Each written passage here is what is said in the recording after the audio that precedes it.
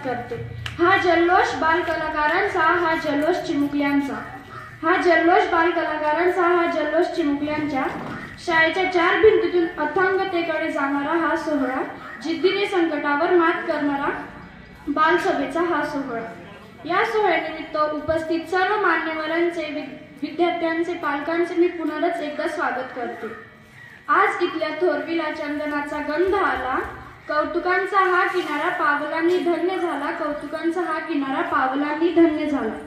आपल्या स्पर्शाने आजची बालसभा पवित्र करणारे आजच्या कार्यक्रमाचे सन्माननीय सर्व मान्यवरांचे सहर्ष स्वागत। कोणतेही कार्यक्रम म्हटले तरी सर्वप्रथम अध्यक्षांची अगत्याने निवड करावी लागते। आजच्या बालसभेदिनी या सभेचे अध्यक्ष आरुषी मॅडम राजपूत भूषवतील अशी मी त्यांना विनंती करते।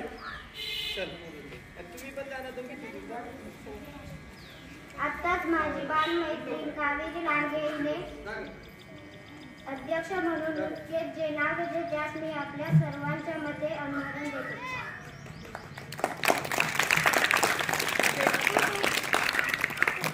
तसेच प्रमुख पाहुणे म्हणून गोर सर आपले स्थान भूषवितील अशी मी त्यांना विनंती करते। तसेच शाळेचे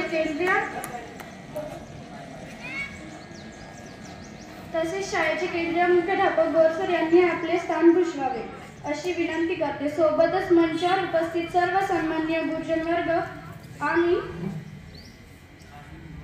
यांनी सुद्धा आपले स्थान भूषवावे अशी मी सर्वांना नम्र विनंती करते। सर्व मान्यवरांचे जोरदार स्वागत करावे टाळ्यांनी।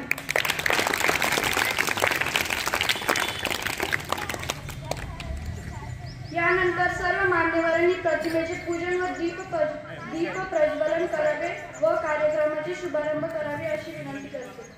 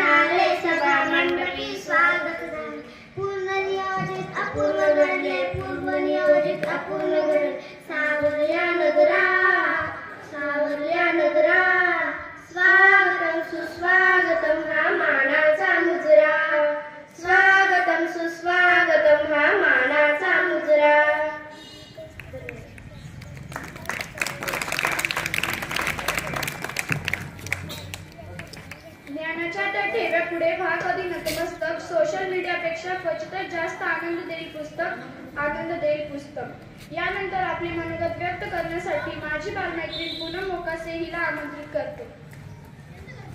नमस्कार, माझे नाव पूनम आहे। डॉक्टर बाबासाहेब आंबेडकर हे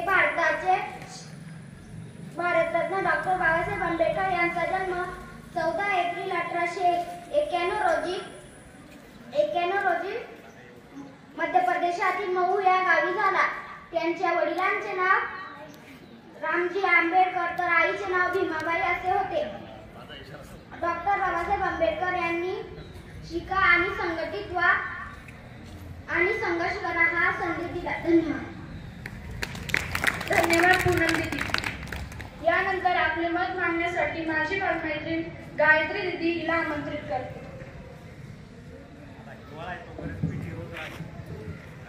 नमस्कार, मी गायत्री कारभारी जाधव. पंडित जवाहरलाल नेहरू हे भारताचे पहिले पंतप्रधान होते. त्यांचा जन्म 14 नोव्हेंबर 1889 रोजी उत्तर प्रदेशातील अलाहाबाद प्रयागराज येथे झाला.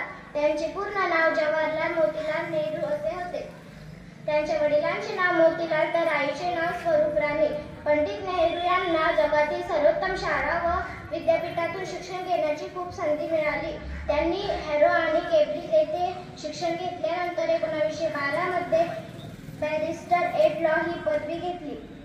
पंडित नेहरूंना लहान मुले खूप आवडायची.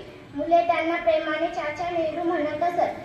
ते मुलांमध्ये देशाचे भावी नागरिक पाहत असत. म्हणून त्यांचा जन्मदिन बालदिन म्हणून साजरा केला जातो.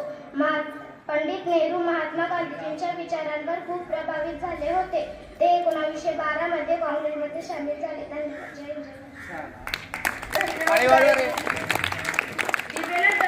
दिव्याला जळण्यासाठी जशी गरज असते वातीची, दिव्याला जळण्यासाठी जशी गरज असते वातीची, तसंच आमचा उत्साह वाढविण्यासाठी गरज आहे आपल्या जोरदार टाळ्यांची, गरज आहे आपल्या जोरदार टाळ्यांची. यानंतर आपले 2 शब्द व्यक्त करण्यासाठी मी माझी बालमैत्रीण संस्कृती दिदी हिला आमंत्रित करून जीवाचे रान दिले सर्वांना समतेचा मान. करून जीवाचे रान दिले सर्वांना समतेचा मान. अशी भीमरावांची शान लिहिले त्यांनी भारताचे संविधान. सर्वांना माझा नमस्कार. माझे नाव संस्कृती आहे. आज मी आपल्यासमोर डॉक्टर बाबासाहेब आंबेडकर यांच्याविषयी बोलणार आहे. डॉक्टर बाबासाहेब आंबेडकर हे एक महान नेते होते. त्यांचा जन्म 14 एप्रिल 1891 रोजी मध्य प्रदेशातील मऊ येथे झाला. त्यांचे पूर्ण नाव भीमराव रामजी आंबेडकर असे होते. त्यांच्या वडिलांचे नाव रामजी व आईचे नाव भीमाबाई असे होते. जाता जाता एवढेच सांगेल, ना जिंदगी की खुशी ना मौत का गम, ना जिंदगी की खुशी ना मौत का गम, जब तक है दम जय भीम कहेंगे हम, जय भीम कहेंगे हम. धन्यवाद सरस्वती. यानंतर आजच्या कार्यक्रमाचे प्रमुख पाहुणे गोर सर यांना विनंती करते की आम्हाला मार्गदर्शन कर 2 शब्द सांगावे. आणि तुम्ही ते पाठाचं ते करणार होते ना.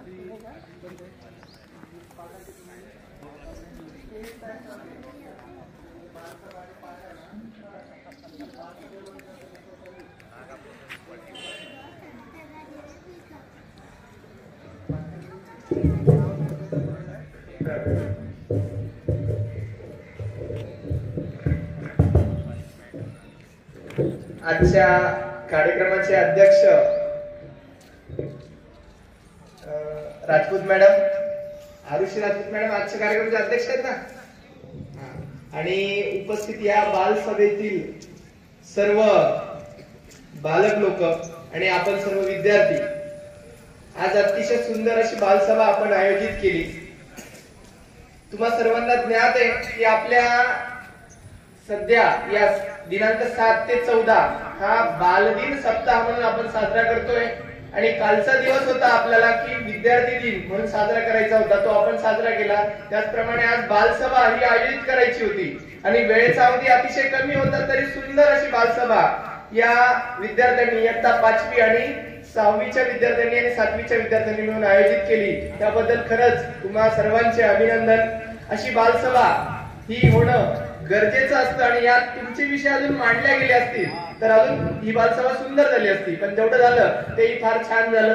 कालचा दिवस आपला आपण उत्तमरित्या साजरा केला होता. बऱ्याच वक्त्यांनी भाषण स्पर्धेमध्ये भाग घेतला आणि डॉक्टर बाबासाहेब आंबेडकर यांच्या जीवनावर प्रकाश टाकला.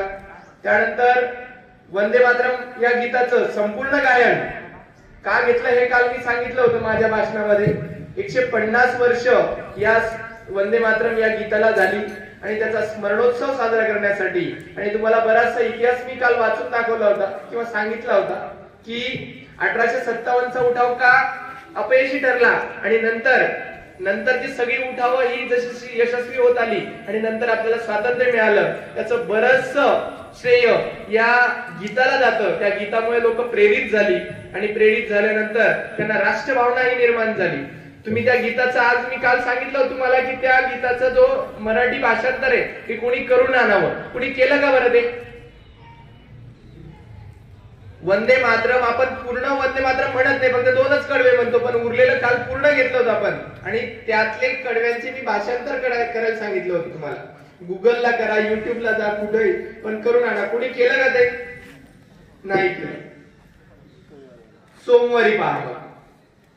जर तुम्ही ते पूर्ण गीत ऐकलं आणि त्याचं भाषांतर मराठीतून समजून घेतलं तर तुम्हाला समजेल की त्या गीतामध्ये काय म्हटलं माहितीये का, की कुठलाही देव देश म्हणजे देव वगैरे धर्म या विषयाला काहीच नाही, फक्त राष्ट्र आणि सर्वप्रथम नेशन फर्स्ट हीच भावना आहे. आणि जेव्हा ती भावना निर्माण होईल, पहिल्यांदा देश प्रथम आपल्यासाठी होईल, त्यावेळेलाच आपल्याला या मातृभूमीविषयी प्रेम लाभेल, म्हणजे प्रेम निर्माण होईल आणि तेव्हाच आपण तिच्यासाठी काहीतरी करू. ते कधी घडलं?